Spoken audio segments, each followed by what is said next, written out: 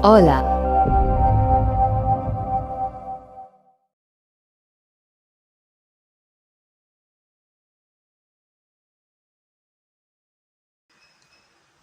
හොඳයි මගේ පළමුවන වීඩියෝ හරහා මම පැහැදිලි කිරීමක් කරා මොන වගේ දේවල්ද මම මගේ පන්තියේ ප්‍රශ්න පත්‍ර පිළිබඳව සාකච්ඡා කරන්න බලාපොරොත්තු වෙන්නේ මොන වගේ ප්‍රශ්නද ඇතුළත් කරන්න බලාපොරොත්තු වෙන්නේ කියන කාරණාව ඊට අමතරව මේ වීඩියෝ හරහා මම බලාපොරොත්තු වෙනවා ටිකක් කාලීන සහ අවස්ථාමය ගැටලු අපිට උසස් පෙළ විභාගයේදී හමු වෙනවා මම බලාපොරොත්තු වෙනවා මගේ ප්‍රශ්න පත්‍ර වන්දිය ඇතුලේ ඒ වගේ දේවල් සාකච්ඡා කරන්න උදාහරණයක් විදිහට මුළු ලෝකෙම මේ වෙලාවේ මුහුණ දෙන වසංගත තත්ත්වය COVID-19 කොරෝනා වසංගත තත්ත්වය ආශ්‍රය කරගත් ප්‍රශ්න අපේ උසස් පෙළ විභාගයේදී විශේෂ ස්තර 3 හරහාම ලැබෙන්න පුළුවන් කියලා පුළුල් විශ්වාසයක් මට තියෙනවා.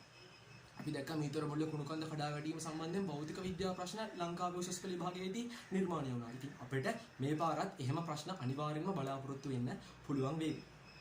සරලවම මම ඔබට පැහැදිලි කරනවා නම් මේ COVID-19 කොරෝනා වෛරස් තත්ත්වයත් එක්ක කොයි වගේ ප්‍රශ්නද ඉදිරිපත් වෙන්න පුළුවන් කියලා මගේ විශේෂ ශාස්ත්‍රයෙන් පොඩ්ඩක් එහාට ගිහිල්ලා භෞතික විද්‍යාව සහ රසායන විද්‍යාව පැත්තෙන් රසායන විද්‍යාව ගත්තොත් මූලික වශයෙන් කාබනික රසායනය ආශ්‍රය කරගෙන ඖෂධ නිෂ්පාදනය සම්බන්ධ පරිවර්තන ලැබෙන්න පුළුවන්. ඊට අමතරව පොලිමර් කෙමිස්ට්‍රි බහුආයනික රසායනය පදනම් කරගෙන ඔය ආරක්ෂක ඇඳුම් කට්ටල මුහුණු ආවරණය නිෂ්පාදනය වගේ ගැටලුවක් ආශ්‍රය කරගත් කර්මාන්ත රසායන ප්‍රශ්නයක් ලැබෙන්නත් පුළුවන්. ඊටත් අමතරව ගියොත් ඖෂධ නිෂ්පාදනය සම්බන්ධයෙන් අවම වශයෙන් අපේ තුන්වෙනි පාඩමට රසායනික ගණනයට අදාළව ගණනයක් හරි ලැබෙන්න පුළුවන් කියලා මම විශ්වාස කරනවා. ඊට අමතරව භෞතික විද්‍යාව පැත්තට ගියොත් භෞතික විද්‍යාව කියන්නේ මේ ප්‍රශ්නේදී ඉතා විශාල ප්‍රශ්න ප්‍රමාණයක් යොමු වෙන්න පුළුවන් ප්‍රශ්නයක්. උදාහරණයක් විදිහට අපේ ඇඟෙන් පිටවන තරංග ආශ්‍රය කරගන්නා අනාවරකයක්, උෂ්ණත්ව අනාවරකයක් පිළිබඳව විද්‍යුත් චුම්බක තරංග ප්‍රචාරණය ආශ්‍රය කරගෙන දෝලන හා තරංග. එහෙම නැත්නම් ඇඟේ තාපය හොයාගන්න, ඇඟේ විකිරණ පිටවන ආකාරය හොයාගන්න තාපය හෝ පදාර්ථ හා විකිරණ පාඩම්. ඊට අමතරව ගියොත් එහෙම අංශුවක ස්කන්ධය දීලා ඒ අංශුව කොච්චර දුරකට පැතිරෙන්න පුළුවන්ද කියන කොහොන යාන්ත්‍ර විද්‍යාව ගානක් උනත් අපිට බලාපොරොත්තු වෙන්න පුළුවන්. එහෙමත් නැත්නම් ඔය කියන විෂ බීජ නාශක ක්‍රියාවලිය ආශ්‍රය කරගෙන උෂ්ණත්වය නිපදවිය හැකි උපකරණයක් ආශ්‍රය කරගෙන නව නිපැයුමක් ආශ්‍රය කරගෙන ඉලෙක්ට්‍රොනික විද්‍යාවෙන් ප්‍රශ්න නිර්මාණය වෙන්න පුළුවන්. ඉතින් අපිට සිද්ධ වෙනවා අවස්ථාවට ගැලපෙන්න ප්‍රශ්න වලට උත්තර දෙන්න හොඳ පුහුණුවක් ලබා ගන්න. මගේ ජීව විද්‍යාව විශේෂ ශාස්ත්‍රය පිළිබඳව මම පැහැදිලි කරනවා නම් මූලික කාරණාව තමයි අපිට 9 වෙනි පාඩම පිළිබඳව ලොකු බලාපොරොත්තුවක් තියාගන්න පුළුවන්. මොකද වෛරස් කියන්නේ 9 වෙනි පාඩමේ අපි කතා කරන මාතෘකාවක්. ඊට අමතරව 7 වෙනි පාඩම අණුක ජීව විද්‍යාව සහ ප්‍රතිසංයෝජිත DNA තාක්ෂණය. මේ පාඩමෙත් ලොකු සම්භාවිතාවයක් තියෙනවා කොරෝනා සිද්ධිය COVID-19 වෛරස් සම්බන්ධ තත්ත්වය ආශ්‍රය කරගෙන ප්‍රශ්න අහන්න. උදාහරණයක් විදිහට 7 වෙනි පාඩමේ ආකාර දෙකක ප්‍රශ්න තියෙන පුළුවන්. කෙනෙක්ට හිතන්න පුළුවන් මේවා මෙච්චර සංකීර්ණව ඇහෙයිද කියලා. හැබැයි අපි සංකීර්ණ විදිහට විභාගයට සූදානම් වුණොත් තමයි උපරිම ලකුණු ප්‍රමාණයක් සහිත ඒ සාමාන්‍යයක් අපිට ගන්න පුළුවන් වෙන්නේ. අපි මහන්සි වෙලා වැඩ කරොත් තමයි අපිට ඒක ලැබෙන්නේ. 7 වෙනි පාඩමේ මූලික ආකාර දෙකකින් ප්‍රශ්න යොමු වෙන්න පුළුවන්. එකක් අපිට පුළුවන් වෛරසය කොයි විදිහට තමන්ගේ DNA ක්‍රියාකාරීත්වය ගෙනියනවද කියන එක ආශ්‍රය කරගෙන ප්‍රශ්න යොමු වෙන්න. දෙවැනි ආකාරයේ විදිහට වෛරසයේ ක්‍රියාකාරීත්වය නිෂේධනය කරන්න. ඊට එරෙහිව ක්‍රියාත්මක කරන්න. ප්‍රෝටියේස් නිෂේධක ඖෂධ වගේ දේවල් ආශ්‍රය කරගත් ප්‍රශ්නත් යොමු වෙන්න පුළුවන්. විෂය නිර්දේශයට අදාළ සීමාව තුළදී. ඊට අමතරව 5 වෙනි පාඩම දිහාට ගියොත් මූලික වශයෙන් පද්ධති දෙකක් මේ ක්‍රියාවලිය හා සම්බන්ධ වෙනවා. ආවරණය වෙන මේ ක්‍රියාවලියේ මේ වෛරසයේ අවදානමට ලක් වෙන ශ්වසන පද්ධතිය පළවෙනි එක, මේ වෛරසයට එරෙහිව ක්‍රියාත්මක කරන ප්‍රතිශක්තිකරණ පද්ධතිය දෙවෙනි එක. ඊ අවුරුද්දේ ලොකු අවධානයක් ප්‍රතිශක්තිකරණ පද්ධතිය සම්බන්ධයෙන් යොමු වෙච්ච නැති හින්දා හොඳ ප්‍රශ්නයක් ප්‍රතිශක්තිකරණය ඔස්සේ මේ අවුරුද්ද ලැබෙන්න පුළුවන්. මම බලාපොරොත්තු වෙනවා මේ කියන විශේෂ ශාස්ත්‍ර මගේ විශේෂ ශාස්ත්‍රයේ මේ පාඩම් වලට අදාළව COVID-19 වෛරසය සම්බන්ධයෙන් ඇති වෙන්න පුළුවන් තත්ත්වවලට අදාළ ප්‍රශ්න යොමු කරන්න. බොහොම සරල ප්‍රශ්නයකට ගියොත් එහෙම ඇඩිනෝ වෛරසය, හර්පීස් වෛරසය වගේ DNA වෛරසයකට සාපේක්ෂව කොරෝනා COVID-19 වෛරසය වැඩියෙන් විකෘතිතාවලට ඇතිවීමට හේතුව කුමක්ද? වගේ ප්‍රශ්නයක් ඉදිරිපත් වුණත් ඒ වගේ ප්‍රශ්න වලට උත්තර දෙන්න කොහොමද උත්තර දෙනකොට ඒකට අදාළ කරන කරුණු සමෝධානය කරන්න කියන එක මගේ පන්ති ඇතුළේ පැහැදිලි කරන්න මම බලාපොරොත්තු වෙනවා. උදාහරණයක් විදිහට මේ ප්‍රශ්නට උත්තර දෙනවා නම් herpes වෛරසය, ඇඩිනෝ වෛරසය වගේ වෛරස්, DNA වෛරස්. අපි මේ කතා කරන කොරෝනා වෛරස් කුලේ වෛරස් බොහොමයක් අපි මීට කලිනුත් ලංකාව සහ ලෝකයේ මුහුණ දුන්නු SARS වෛරසය, ලංකාවට ලොකු බලපෑමක් නොවුණු SARS වෛරසය. දැන් ලංකාවට බලපෑමක් වෙලා තියෙන COVID-19 වෛරස. මේවා RNA වෛරස. DNA වලට සාපේක්ෂව RNA ස්ථායීතාවයෙන් අඩුයි. ඒ ස්ථායීතාවයෙන් අඩුවීම සඳහා හේතු කිහිපයක් බලපානවා. DNA වල තියෙන ඩිऑක්සිරයිබෝසීනි සහ RNA වල තියෙන රයිබෝසීනි. රයිබෝසීනි කාණ්ඩය ඔබ දන්නවා OH කාණ්ඩය හැමතිස්සම නිරාවරණය වෙලා තියෙනවා. ඒ නිසා සක්‍රියතාවයෙන් ඉහළයි. ඒ නිසා විකෘති ඇතිවීමේ හැකියාව වැඩි. ඊට අමතරව තයිමීන් සහ යුරසිල් භස්ම වෙන වෙනම පැවතීම. ඊට අමතරව DNA බොහොමයක් අවස්ථාවල ද්විත්ව දාම විදියට බන්ධන ඇති කර ගනිමින් තියෙන්නේ. RNA බොහොමයක් අවස්ථාවල ද්විත්ව දාම විදියට නෙමෙයි තියෙන්නේ. ඉතින් ඒ වගේ අවස්ථාවල ඔය කියන කාරණා මැත්තේ RNA සාපේක්ෂව ස්ථායීතාවෙන් අඩුයි. ඒ නිසා ස්ථායීතාවෙන් අඩුවීම හේතු කරගෙන අස්ථායී සංයෝගයක් වෙන RNA වැඩි සම්භාවිතාවයකින් විකෘති වලට ලක්වීමේ හැකියාවක් තියෙනවා. වැඩි සම්භාවිතාවයක් ඔස්සේ විකෘති වලට ලක්වීම හේතුවෙන් RNA හරහා වෙනත් ප්‍රභේදන RNA දරන වෛරස් වෙනත් ප්‍රභේදන වලට ලක්වීමේ සම්භාවිතාවය ඉහළයි.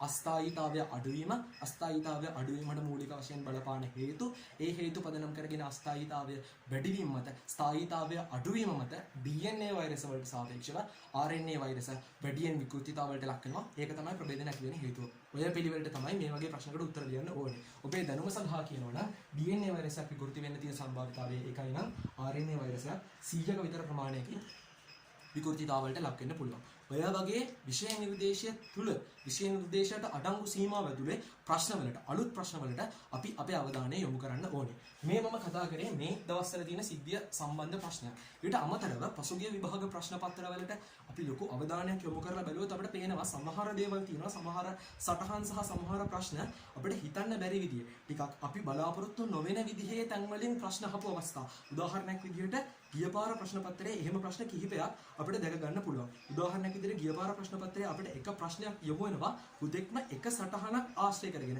ඒ සටහන තමයි රූපය 3.1. අපේ සම්පත් පොතේ තියෙන රූපයක්. මේ රූපයේ දැක්වෙන්නේ ශාක වංශ අතර පරිණාමික බන්ධුතාව. පොතේ කිසිම වචනයකින් පැහැදිලි කිරීමක් මේ සටහන සම්බන්ධයෙන් නැහැ.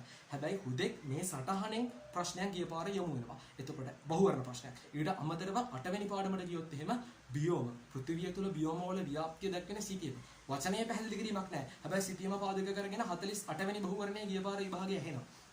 ඉතින් ඒ වගේ තත්ත්වයක් එක්ක අපිට සිද්ධ වෙනවා ටිකක් වැඩි අවධානයක් පොතේ තියෙන සටහන් සහ පොතේ තියෙන ඊතරම් පැහැදිලි කිරීමට ලක් නොකරපු තැන් ගැන අවධානය යොමු කරන්න. මම මගේ ප්‍රශ්න පත්‍රය ඇතුලේ අඩංගු කරන්න බලාපොරොත්තු වෙන ඉතා වැදගත් ප්‍රශ්නයක් තමයි රූපය 2.4 හිමොග්ලොබින් අණුවේ ව්‍යුහය. ඕනේ ව්‍යුහය යටතේ පැහැදිලි කිරීමේදී රූපය දක්වලා තියෙනවා ඇල්ෆා උපේකක ද්විත්වයක් සහ බීටා උපේකක ද්විත්වයක් තියෙනවා කියලා. අපෙන් ප්‍රශ්නයක් යොමු වුණත් හිමොග්ලොබින් අණුව සමන්විත වන්නේ ඇල්ෆා හේලික්සිය දාම 4කින් කියලා බොහෝ දෙනෙක් උත්තරේ විදියට ඒ ප්‍රකාශය ඒ වර්ණය වැරදි කියලා ගන්න පුළුවන්. හේතුව ඇල්ෆා සහ බීටා උපේකල දක්වන හින්දා. හැබැයි කැම්බල් බයොලොජි එක ඇතුලේ ඕන් පැහැදිලිවම දක්වලා තියෙනවා නෑ ඒ දාම දෙකම සමන්විත වෙන්නේ ඇල්ෆා හේලික්සිය ආකාර වලින් කියලා. ඕන් පැහැදිලිවම කියනවා both alpha and beta subunits consist primarily of alpha helical secondary structure. මේ ඇල්ෆා උපේකක ද්විත්වය සහ බීටා උපේකක ද්විත්වය යන දෙකම ඇල්ෆා හේලික්සිය අණු ආකාරයෙන් තමයි පවතින්නේ කියලා. ඉතින් අපේ සම්පත් පොතේ සීමාවෙම ඉඳලා අපි දැන් තේරුම් ගන්න ගියොත් අපිට ඒ දේ පැහැදිලි කරගන්න පොඩි අමාරුවක් තියෙනවා. මම බලාපොරොත්තු වෙනවා කැම්බල් එකේ හැමතිස්සම විෂය නිර්දේශන බාහිර දෙනු නෙමෙයි. නමුත් විෂය නිර්දේශයේ තියෙන සමහර තැන් වඩාත් හොඳින් පැහැදිලි කරගන්න නම් පොඩ්ඩක් පිටපයින් අපිට සිද්ධ වෙනවා. ඒ වගේ තැන් වලට අවශ්‍ය කරන දැනුම මගේ ප්‍රශ්න පත්‍ර ඇතුලේ සාකච්ඡා කරන්නත් මම බලාපොරොත්තු වෙනවා. තවත් වැදගත් කාරණාවක් තමයි කැම්බල් බයොලොජි එක ඇතුලේ අපේ විෂය නිර්දේශයේ සම්පූර්ණ විස්තරයක් අඩංගු හැබැයි බොහොම අඩු සීමාවක් දක්වලා තියෙන තැන් ඕන් ප්‍රශ්නයට ලක් කරලා තියෙනවා. හොඳම උදාහරණයක් තමයි ශක්ති ගිණුම. ඔබ පෙරලලා බලන්න පිටුවෙන් 4න් එකක්වත් නැහැ. හැබැයි ශක්ති ගිණුම පාදක කරගත් වැදගත් සහ විශේෂ බහුවර්ණ ඕන් තමන්ගේ ප්‍රශ්න පත්‍රය ඇතුලේ පෙන්වලා තියෙනවා. දක්වලා තියෙනවා. මම පුංචි උදාහරණයකට ගියොත් එහෙම සත්වයකගේ ශක්ති සහ ද්‍රව්‍ය ආගමන එහෙම නැත්නම් ලබා ගැනීම ශක්ති වැයවීම ඉක්මවනුයි. පළවෙනි ප්‍රශ්නේ පළවෙනි වර්ණය අන්තස්ථාපී සත්වයකට ඉහළ පරිවෘත්තීය වේගය පවත්වා ගැනීමට සෑම විටම වැඩි ශක්තියක් අවශ්‍ය වීම. අන්තස්ථාපීතාවය අපේ විෂය නිර්දේශයෙන් පරිබාහිරයි. හැබැයි සමස්ථිතිය කොටසේ ප්‍රශ්නයක් ඇසුරෙන් මම අනිවාර්යෙන් මේ කොටස සාකච්ඡා කරනවා. මොකද ඒක සමස්ථිතිය තේරුම් ගන්න ටිකක් වැදගත් තැන. සත්වයක සක්‍රියව ආහාර සොයන විට සත්වයක වර්ධනය සහ ස්කන්ධය වැඩි වන විට කිසි විටක සිදු නොවේ. 4 වෙනි වර්ණය කිසි විටක සිදු නොවේ. හේතුව සමස්ථිතිය මගින් ශක්තිය අයවැය සෑම විටම සමානව පවත්වා ගැනීම. බොහෝ විට ඔබේ පිළිතුර වෙන්නේ ඉඩ තියෙනවා කියලා මම විශ්වාස කරන්නේ 4 වෙනි පිළිතුර. හැබැයි ඒක වැරදි. උත්තරයේ විදිහට ඕන් ලබා දීලා තියෙන්නේ 3 වෙනි පිළිතුර. බොහොම සරලව පැහැදිලි කිරීමක් කරොත් එහෙම අපිට පැහැදිලි කරගන්න පුළුවන් ශක්ති ගිණුම. එහෙම නැත්නම් අපේ ශක්ති අයවැය අපි පැහැදිලි කරන්නේ මේ ආකාරයට. එතකොට අපිට යම්කිසි වෙලාවක අපේ ශක්තිය ලබා ගැනීම ශක්තිය වැය කිරීමක් ඉක්මවන්නේ මොන අවස්ථාවකද කියන එක මේ සූත්‍රය තුළින් බොහොම පැහැදිලිවම තෝරා ගන්න පුළුවන්.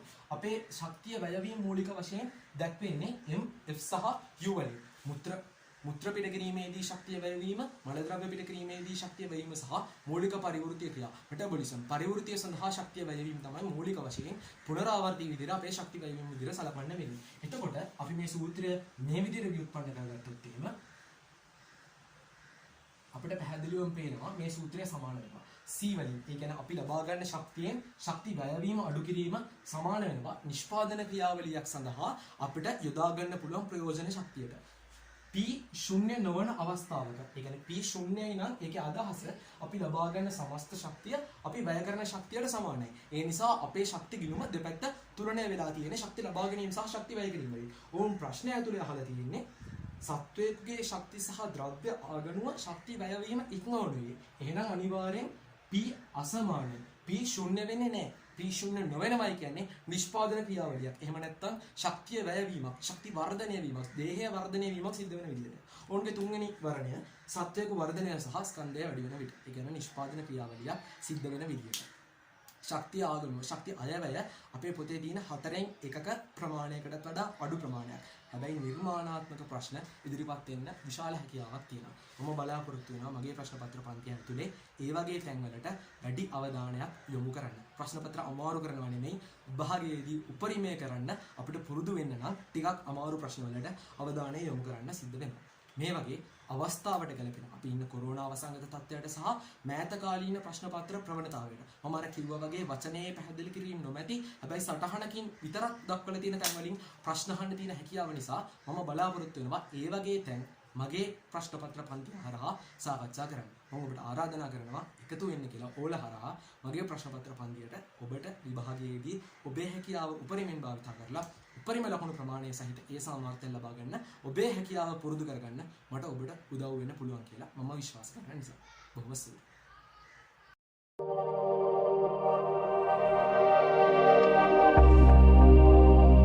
Hola.